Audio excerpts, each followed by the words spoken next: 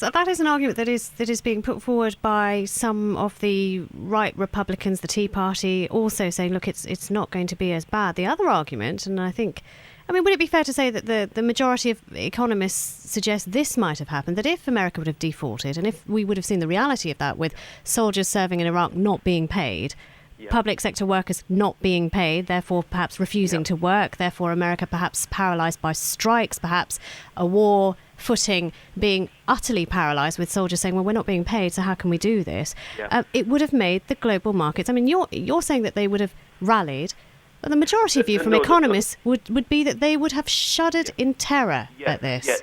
The markets wouldn't have rallied. The US currency would have rallied. The markets would have plummeted to the level that actually they should be, given the state of the global and in particular here the US economy.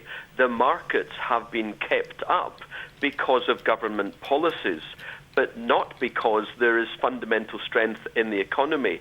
And you're absolutely correct. For every economist on, shall we say, my side, which says that the debts that we have in society are horrendous and we need to do something about it, there are 99 economists, probably, who say, a la the John Maynard Keynes School of Economics, that no, we need to keep on borrowing and spending because there is malaise in the economy. And I would say to you, where were those 99 economists in 2006 and 2007, where people like me were saying we're entering into a phenomenal problem, and sure enough, in 2008, we had the biggest economic and financial collapse in history, and we're on the threshold of having another biggest economic and financial collapse in history. And my view is that we are now, today, in August 2011, we are in a global depression, which will last 20 years. I refer you to Japan, which has been in depression for 23 years and counting, and they have been doing the exact same that we are doing now, which is continually bailing out the banks, bailing out failed industries. It doesn't work in the long term. And in our country, we are finding people being thrown out of high-paying jobs, going into part-time jobs and MIC jobs.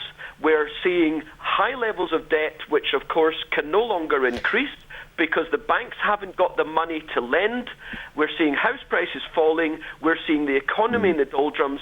It's because we are being we're being hammered by the sheer level of debt in society and held by government. You make the point very passionately, and I think we get the message. I mean, you paint a picture of financial Armageddon, which seems like a good point to find out what's going on in Nick's world. Jonathan Davis, that was, economist and wealth manager.